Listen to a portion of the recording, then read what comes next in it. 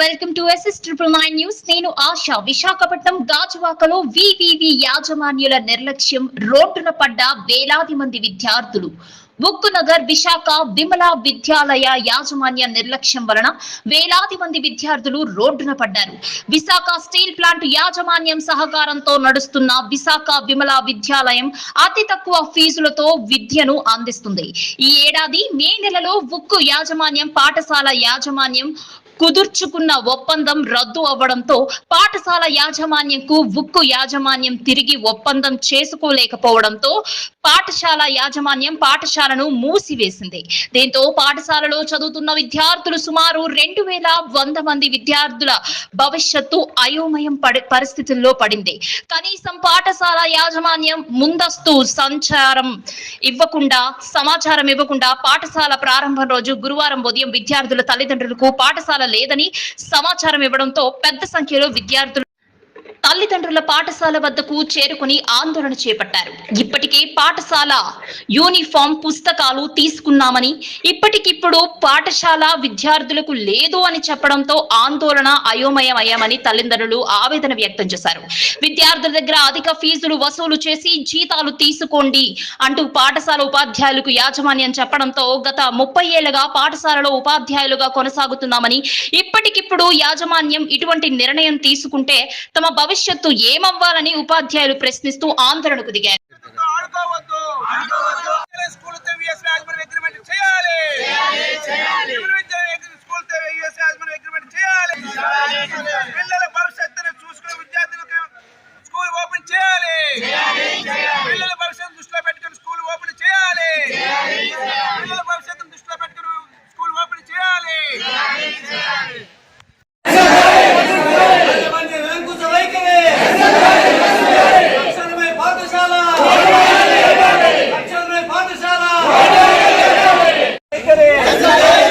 Sir నమస్తే, నా పేరు ఆశ.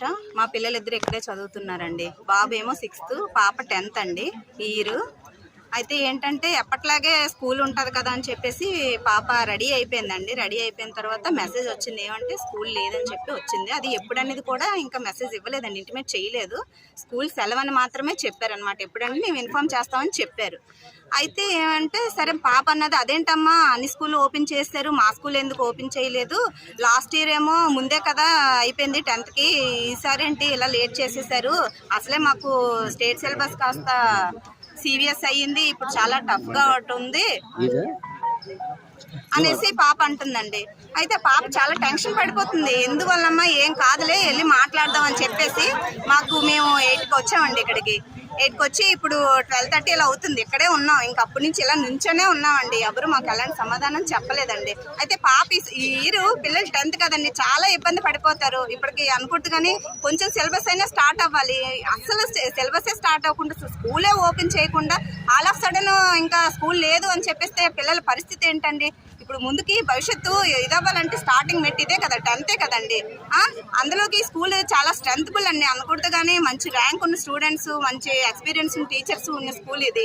అందువల్ల ఏంటంటే మేము బయట ఎక్కడ చదివించుకోలేమండి, ఈ స్కూల్లో తప్ప. ఎందుకంటే ఫీజులు అన్నిట్లో అవైలబుల్గా ఉండేది మాకు ఈ స్కూల్ ఒకటే ఈ ఏరియాలో.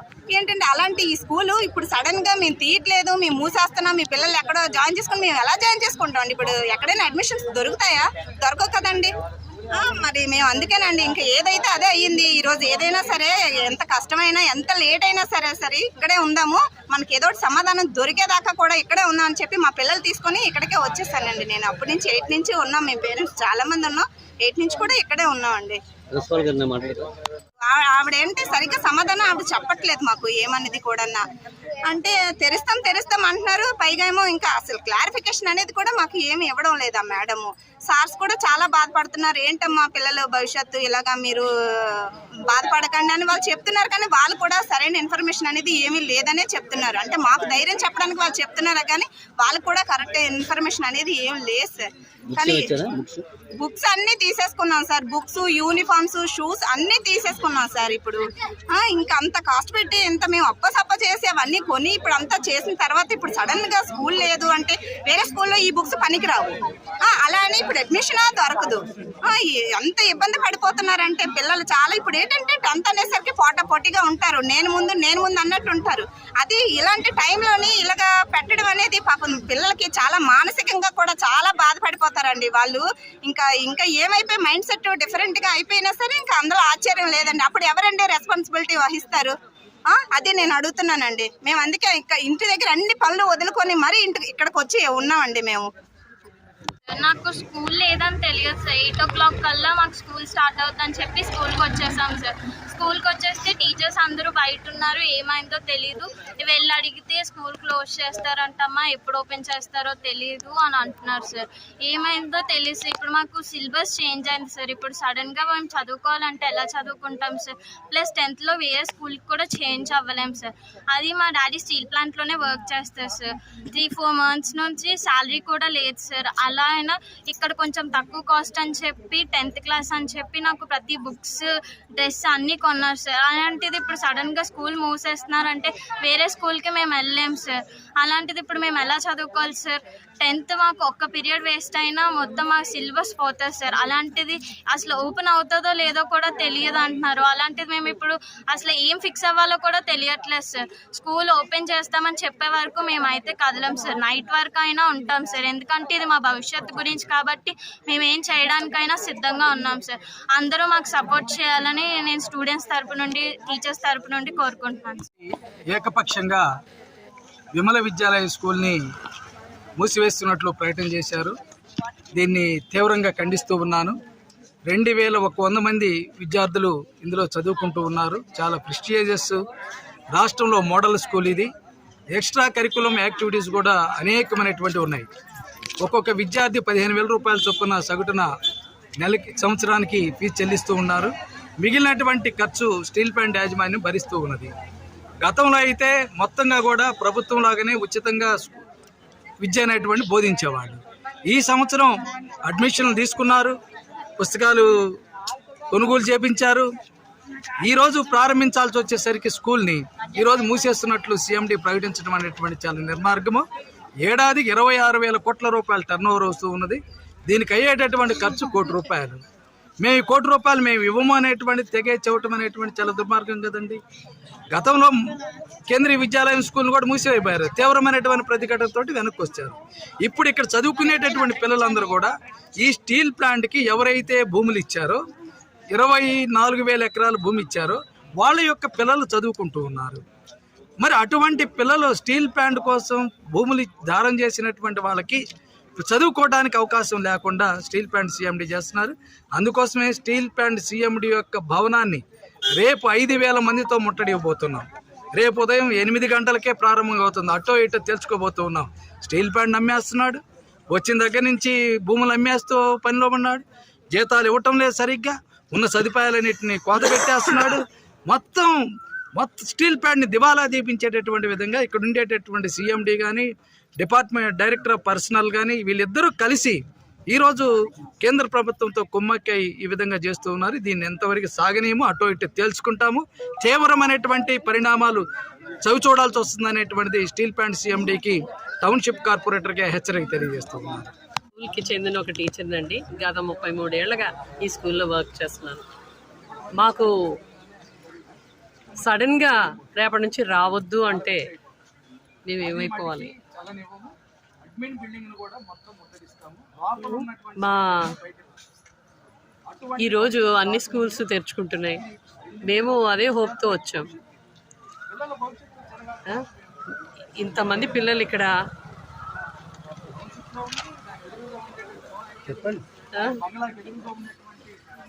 అంటే వాళ్ళ భవిష్యత్తు ఏం కాను.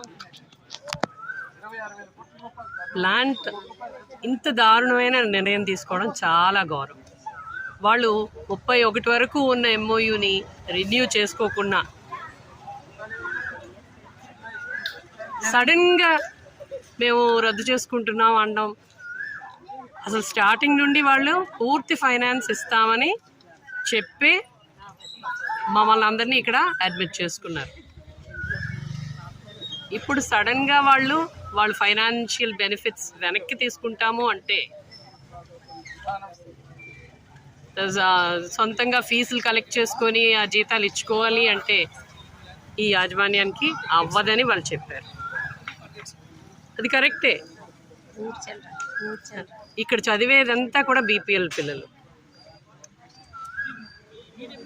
వాళ్ళంత ఫీజులు ఇచ్చుకోలేరు.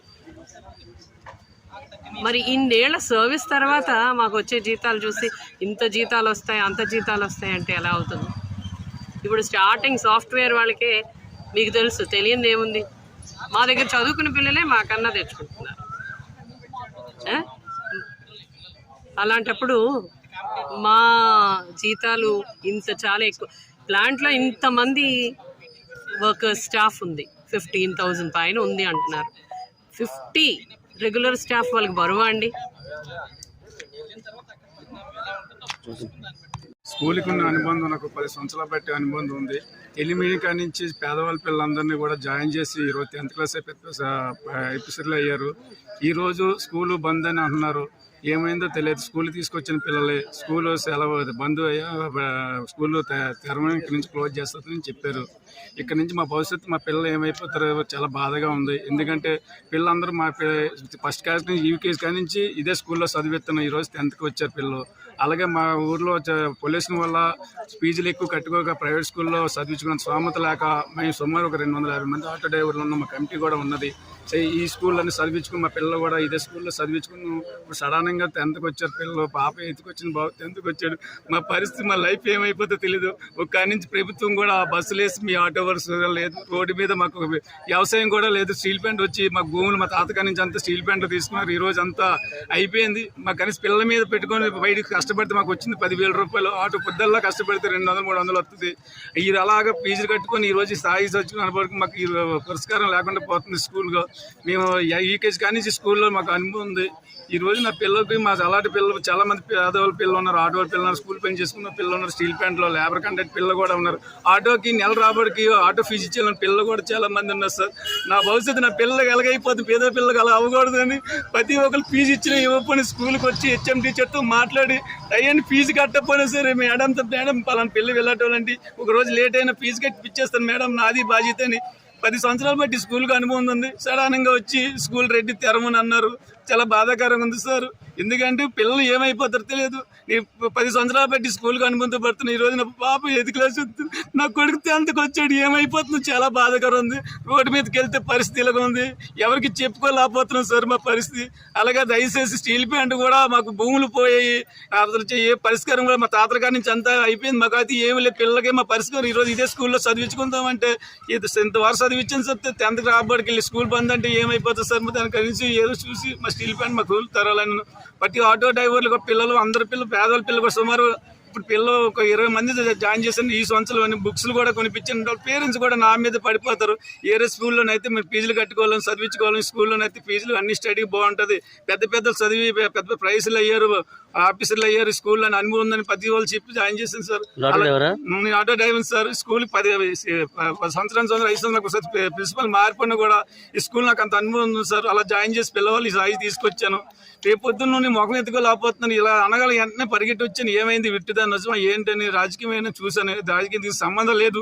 స్కూల్కి ఏదో స్టీల్ ప్లాంట్ వాళ్ళు ఎలా చేశారు అంటున్నారు సార్. ఇది ఎంతవరకు ఏంటంటే చూసి మాట భవిష్యత్తు ఆడుకోవద్దు స్టూడెంట్. ఎందుకంటే మేము మాకు కష్టపడి పొద్దుల్లా రోడ్డు మీద కష్టపడితే 10 రూపాయలు తెచ్చుకోలేకపోతున్నాం సార్. ఈ రోజు ప్రభుత్వం వచ్చి మాకు ఆర్టీసీ అన్నారు, అలాగే ఏమైపోతారు అని ఒక టెన్షన్ ఉంది. ఏదో పిల్లలు అలా చదివించుకొని పేరెంట్స్ వచ్చినా ఇవ్వకపోయినా అలాగే స్కూల్ వాళ్ళు కట్టుకోకపోయినా టీచర్తో మాట్లాడి ఈ పుస్తకాలను అది అలా మ్యారేజ్ చేసుకొచ్చాను. ఈ రోజు సమయం స్కూల్ లేదంటే చాలా బాధగా ఉందండి. నాతో పాటు పిల్లలు కూడా పేదవాళ్ళ పిల్లలు పొద్దుల్లా కష్టపడి సాయంత్రం 500 రూపాయలు తెచ్చుకుంటే కానీ జరగదు.